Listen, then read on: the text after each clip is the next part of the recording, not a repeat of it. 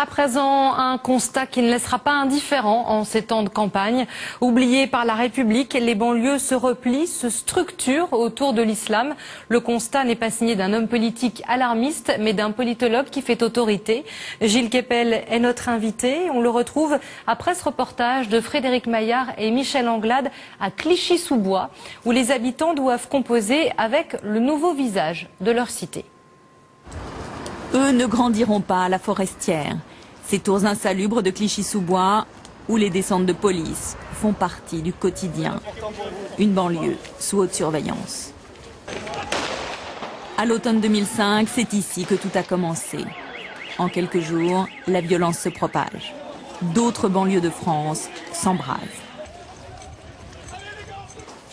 6 ans après, ces tours sont en cours de démolition. Mais la famille Anard continue à vivre ici. Il ne marche pas l'ascenseur là? Oui, parce que ça fait des années. Pardon? Ça fait des années qu'il ne marche pas l'ascenseur. Ah non? Pourquoi? Parce qu'ils sont bloqués. Cet appartement est leur refuge depuis 20 ans, depuis qu'ils ont fui les violences à la frontière irakienne. Mais le refuge s'est délabré.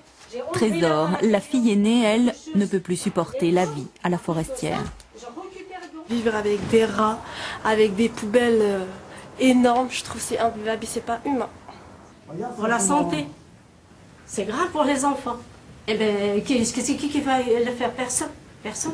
Les travaux sont en suspens, l'heure est à la démolition. Fin 2012, ces tours seront totalement vides. Amar Silla, l'un des médiateurs de la cité, espère que cette rénovation arrêtera le cycle de la violence. Il nous emmène vers ces nouveaux logements de la cité. L'État a injecté 600 millions d'euros dans la rénovation urbaine de Clichy-sous-Bois. C'est sans précédent.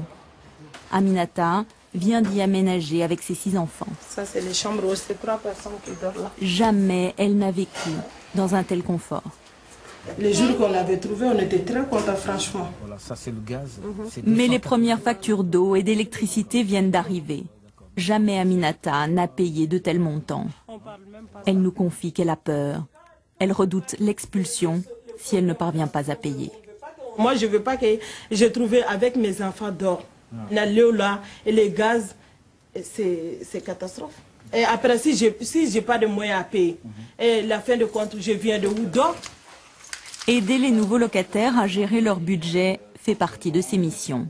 Avant que l'eau chaude ne vienne, mettez une bassine, ça vous permet d'économiser. Oui, Mais le médiateur n'hésite pas à leur parler aussi du respect des règles, au nom de l'intégration. Et on leur dit très souvent que maintenant c'est fini. Après la forestière, c'est une autre vie. Après la forestière, c'est des factures, hein, comme tout le monde. Maintenant, c'est de rentrer complètement dans le droit commun. Non, Mais pour ces jeunes, détruire les tours ne va rien changer. Pas facile de convaincre un employeur quand on vient de cette cité. Ouais, c'est difficile de trouver du travail. Pourquoi? Parce que c'est la réputation de la ville. Clichy-sous-Bois-Montfermeil, c'est la réputation. Ça a été sali depuis les émeutes, depuis longtemps. Ici, un jeune sur 2 de moins de 25 ans est au chômage. Bonsoir Gilles Kepel. Bonsoir. Vous avez dirigé cette enquête banlieue de la République pour l'Institut Montaigne que vous avez menée avec 5 chercheurs. Banlieue de la République, littéralement, c'est-à-dire des terres lointaines, oubliées sur la forme, comme on l'a vu dans le reportage de Frédéric Maillard, et sur le fond, l'État n'est plus là.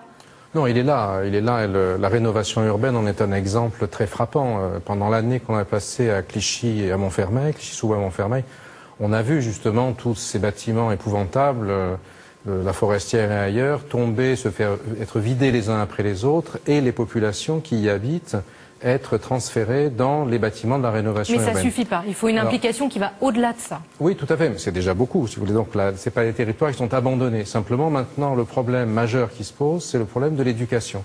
C'est-à-dire de faire en sorte, notamment, que les jeunes qui habitent là puissent avoir un niveau éducatif suffisant pour pouvoir avoir accès aux emplois. Un département comme la Seine-Saint-Denis est un département dans lequel il y a une espèce de boom de l'emploi, des nouvelles technologies, etc.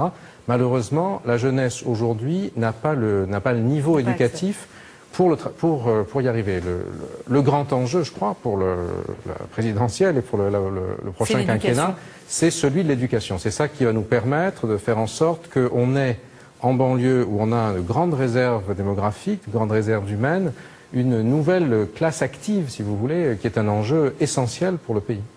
Alors, on ne va pas dramatiser parce que ce n'est pas votre propos, mais vous dites quand même que l'islam, parfois, sert à structurer quand la République ou les lois de la République ne sont pas là, les structures républicaines ne sont pas là. En poussant la comparaison plus loin, est-ce qu'on peut aller vers ce qu'ont fait les frères musulmans dans des pays arabes, par exemple, pour substituer à l'État ? Non, il ne faut pas exagérer. Je crois que c'est pas que les lois de la République ne sont pas respectées, c'est surtout que les promesses de l'égalité républicaine, finalement, ces dernières années, ont apporté relativement peu de choses. La rénovation urbaine a été le premier élément, si vous voulez, de retour des institutions dans ces territoires. Mais pendant ces dernières années, effectivement, du fait de la déréliction des institutions, on a vu une organisation qui, dans les banlieues où il y avait une grande quantité de personnes d'origine musulmane, s'est structuré, s'est organisé autour de références à l'islam qui donnaient un sentiment de dignité, de piété, de consolation sociale, etc. Alors, c'est pas ça qui est un phénomène préoccupant en soi, si vous voulez, c'est la manière dont ces nouvelles formes d'affirmation d'identité religieuse s'articulent avec la vie sociale, avec la vie politique, et donc de voir comment ça permet l'émergence, la conjugaison, si vous voulez, de l'identité musulmane et de la participation républicaine et autres. Ça, ce sont des choses qui sont en train de se passer aujourd'hui et qui sont très importantes. Au cours des 25 dernières années, il y a eu une évolution considérable. Je vous coupe parce qu'on s'est demandé si ce que vous disiez dans votre rapport, ça se retrouvait aussi ailleurs en Europe. On va aller interroger notre correspondante à Madrid, Adeline Percept. Bonsoir Adeline, vous êtes avec nous. Est-ce qu'il y a cette constatation aussi chez vous que l'islam prend de plus en plus de place dans les banlieues espagnoles? En tout cas, c'est un sentiment qui commence à exister ici en Espagne et notamment dans la région de la Catalogne, au nord de l'Espagne. C'est dans cette région que pour la première fois de l'histoire de la démocratie, un parti d'extrême droite très islamophobe a fait une percée. C'était aux élections locales du 22 mai. C'est aussi dans cette région que des députés sont en train de préparer une loi pour éventuellement interdire la construction de nouvelles mosquées. En fait, il y a deux phénomènes concomitants. D'abord, la crise, le chômage qui touche ici 20% et même plus de la population active. Et puis aussi la crainte de la montée de l'islam radical dans certaines villes qui sont devenues des villes ghettos. Ces deux phénomènes qui expliquent l'émergence de ce débat en Espagne. En tout cas, dans la classe politique, il y a une volonté commune, c'est d'inventer un modèle d'intégration qui évite les écueils qu'a connus la France. Merci Adeline Percept en direct de Madrid. On voulait vous faire réagir, Gilles Kepel, on n'a pas le temps, mais merci d'être avec nous. Vous reviendrez, je renvoie à votre étude Banlieue de la République, c'est publié par l'Institut Montaigne. Merci d'avoir été notre invité.